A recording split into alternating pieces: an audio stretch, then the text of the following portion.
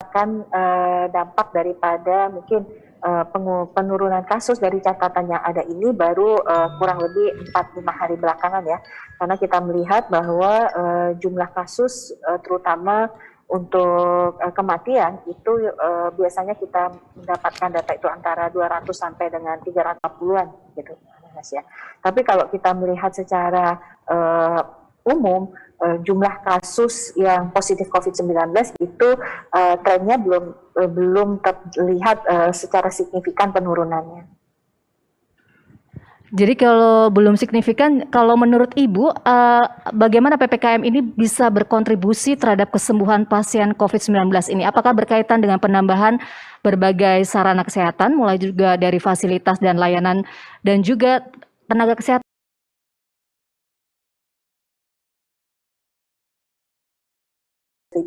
Tempat tidur perawatan, dan yang terbanyak adalah tempat tidur untuk isolasi. Sementara untuk tempat tidur ICU itu adalah berkisar sampai ini kurang memberikan efek jera sehingga masih banyak yang melakukan pelanggaran, dan tentunya ini menjadi kendala dalam pengendalian penularan COVID-19 saat ini. Lalu pertama saya perlu mengingatkan bahwa seluruh dunia sudah 106 juta orang terpapar dengan tingkat kematian 2,3 juta. Memberikan pemahaman kepada efeknya bukan saja yang patuh terhadap protokol kesehatan, bahkan yang tidak saya ulangi ya, bukan saja yang tidak patuh terhadap protokol kesehatan, juga yang patuh pada protokol kesehatan tapi terimbas dari yang tidak patuh. Ini konsekuensi situasi dalam kondisi pandemi ini. Sejak PPKM 1 sampai kemudian 2, bukan tidak kurang, aparat penegak disiplin protokol kesehatan sudah memberikan tindakan hampir 29 juta orang, 29 juta case sudah diberikan. Memberi sanksi adalah pilihan terakhir pada hakikatnya ya. Kita tetap melakukan persuasi sehingga sebanyak mungkin masyarakat kita sadar betul bahwa pandemi ini berbahaya, dan kita menghimbau semua orang ya, bukan saja menjaga diri tapi juga jaga keluarga, jaga tetangga. Ya Pak Dirjen, tapi ada juga beberapa daerah yang mengaku ini pengetatan mobilitas saat ini itu tidak lagi berjalan sebagaimana yang terjadi pada awal-awal pandemi. Nah, ini apakah perlu digalakkan kembali terutama di perbatasan-perbatasan di daerah dengan status risiko yang tinggi? Di samping berbagai macam evaluasi yang kita lakukan ya, saat ini juga sedang dibahas aturan mengenai pembatasan mobilitas masyarakat ya, diberlakukan ya, termasuk menutup secara mikro ya bagi RT yang dinyatakan merah, di mana jam 8 malam sudah tidak boleh ada lagi orang keluar masuk. Ini termasuk bahagian dari pembatasan mobilitas. Untuk apa? Agar kita bisa menghambat ya perjalanan virus, karena virus kita ini menyebar lewat perjalanan orang. Oleh karenanya semua tindakan dalam rangka mengatur perjalanan orang hari ini juga sedang dibahas ya, akan terus kita improve, kita cari jalan yang paling efektif ya, termasuk juga pembatasan. Mungkin Bapak bisa sekaligus menjelaskan apa perbedaan terbesar Pak antara PPKM kemarin dengan PPKM berskala mikro ini?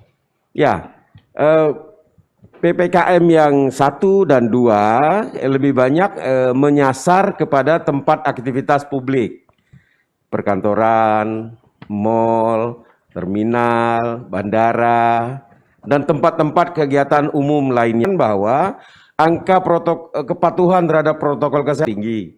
Perkantoran termasuk tempat ya, kita membatasi itu sementara, tapi juga di komunitas ya, di komunitas ini juga akan diberi zonasi dengan level yang lebih tinggi, sehingga kita bisa mendekati atau mengisolasi atau melakukan 3T, testing tracing dengan lebih rinci, sehingga evaluasi dengan lebih rinci ini ya bisa kita tangani persoalan ini tidak dengan wilayah-wilayah komunitas kecil atau mikro, sehingga harapannya level kabupaten provinsi terjaga dan level komunitas, tempat di mana masyarakat banyak bertempat tinggal, ya, karena klaster keluarga juga sudah mulai ada, klaster desa juga atau kelurahan juga sudah mulai ada. Mudah-mudahan dengan dua pendekatan, level tinggi maupun yang di komunitas, lebih mengerem lagi kurva penyebaran kasus kita. Baik, terima kasih Pak Dirjen. Lalu untuk Prof. Wiku, bagaimana dengan penerapan PPKM skala mikro di hulu? Karena kemarin Provinsi Jawa Tengah juga sempat memberlakukan pembatasan mobilitas masyarakat skala lokal hanya pada Sabtu dan Minggu. Meskipun hanya 2 hari, seperti apa kemungkinan kasus penularan dapat ditekan? Ya, baik. Jadi kalau kita lihat PPKM ini kan sebenarnya pada prinsipnya membatasi kegiatan masyarakat. Kapan dilakukan pembatasan kegiatan masyarakat? Sebenarnya pada pimpinan daerah juga merasa bahwa pasti mereka mencari jalan kapan yang memang bisa punya kontribusi besar. Sebagai contoh, Sabtu dan Minggu mungkin itu dilihatnya sebagai orang-orang yang mungkin melakukan hiburan, wisata, dan itulah yang dikontrol. Karena potensi penularan di Sabtu dan Minggu itu tinggi. Maka dari itu mobilitas penduduknya pada saat itu dibatasi. Ini adalah salah satu intervensi yang dilakukan oleh pimpinan daerah dalam mengendalikan. Perlu diingat bahwa pengendalian COVID ini nggak bisa seluruhnya disamakan secara nasional.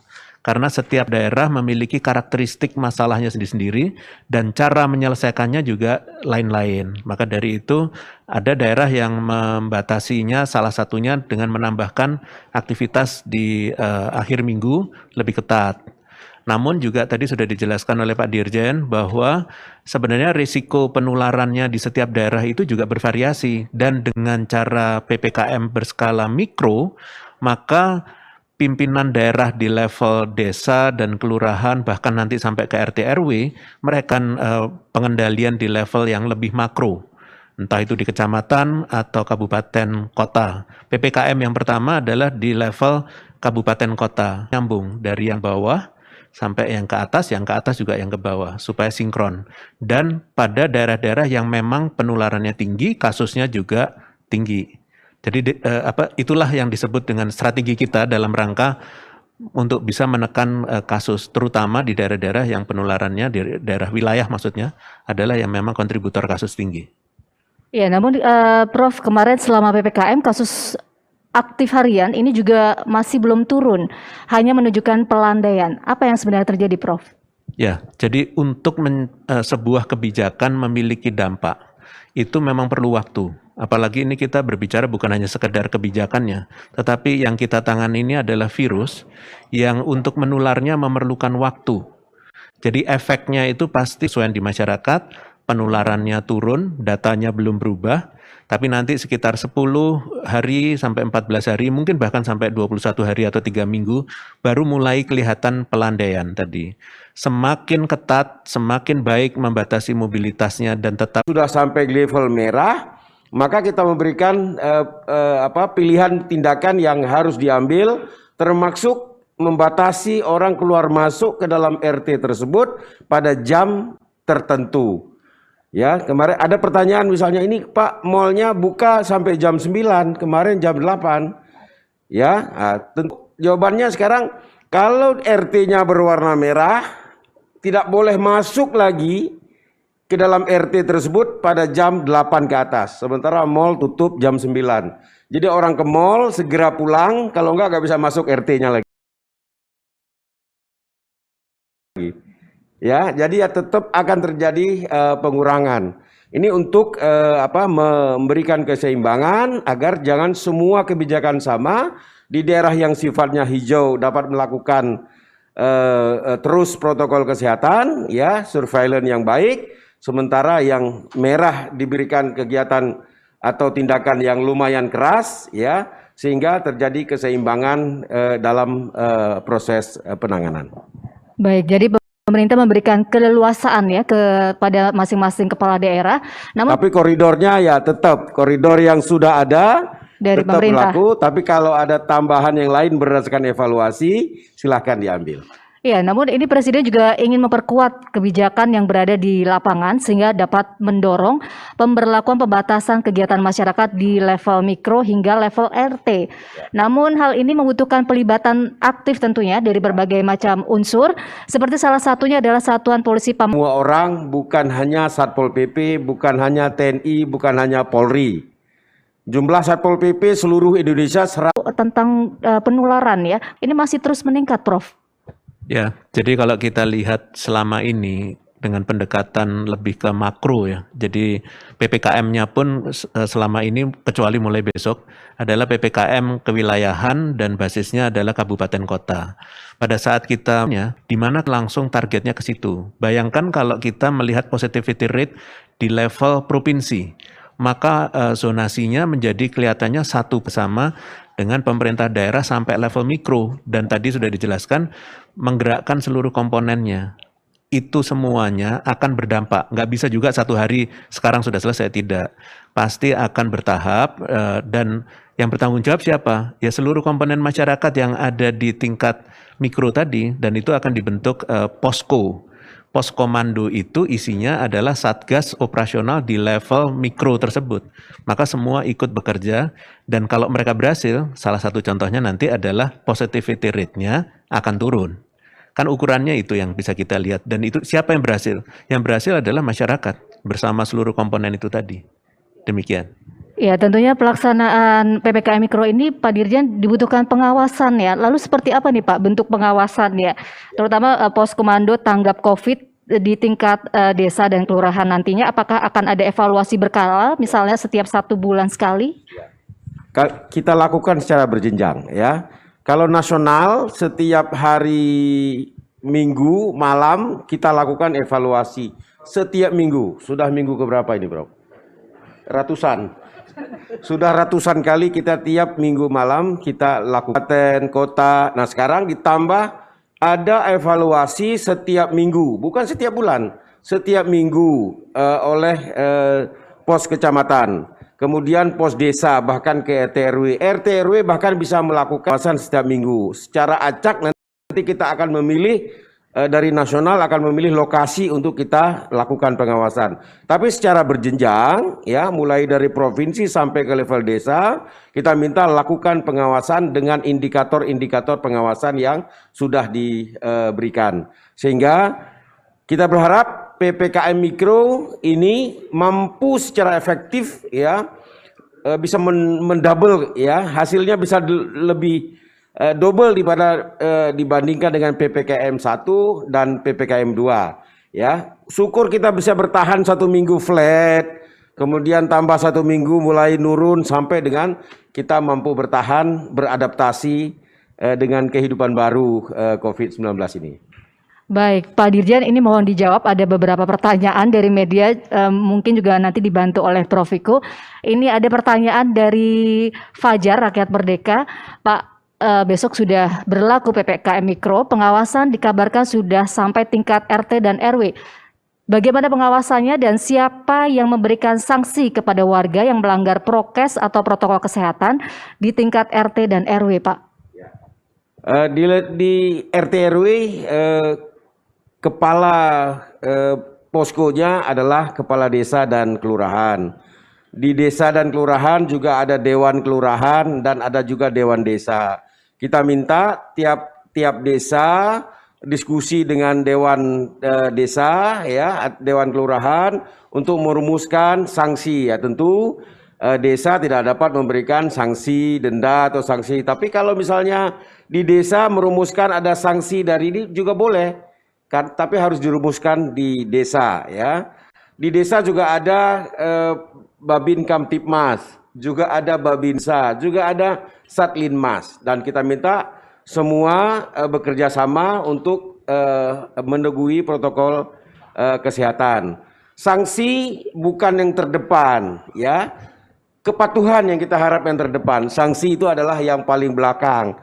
Kalau di masyarakat ya, sanksi yang paling sakit gitu ya adalah sanksi sosial.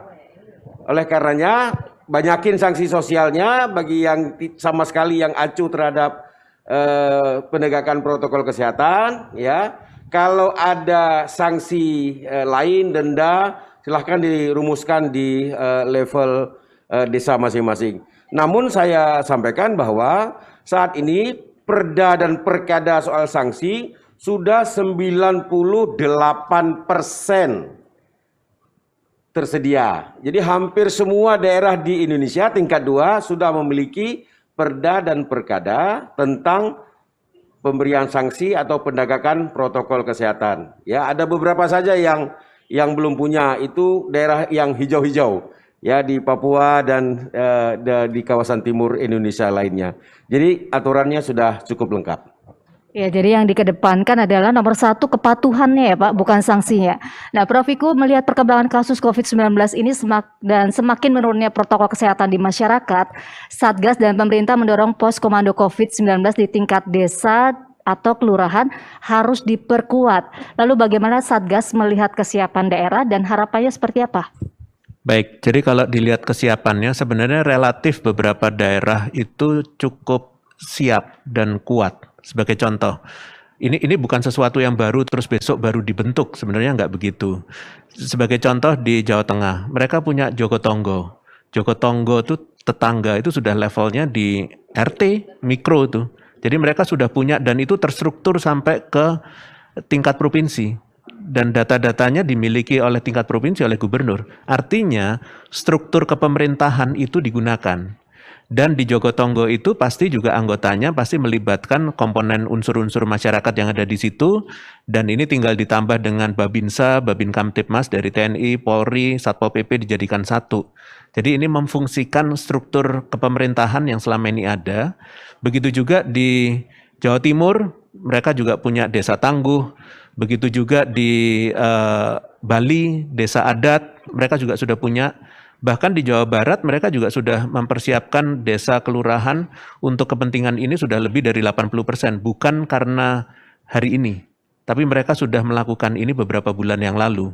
Jadi tinggal dioptimalkan saja, strukturnya dibuat, pendanaannya disupport oleh pemerintah pusat melalui Kementerian Desa, dan juga mungkin nanti ada refocusing anggaran dari Kemendagri, dari Kementerian Keuangan untuk memastikan bahwa operasional dari posko-posko tersebut dapat disupport. Maka dengan cara seperti itu, kemampuan pengendalian di level operasional itu menjadi diperkuat. Itulah yang dimaksud dengan diperkuat.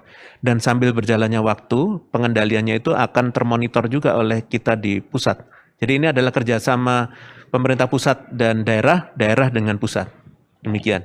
Baik, dan terakhir ini untuk Bu Nadia, kira-kira adakah juga strategi yang sudah disiapkan oleh Kementerian Kesehatan dalam menghadapi PPKM skala mikro ini?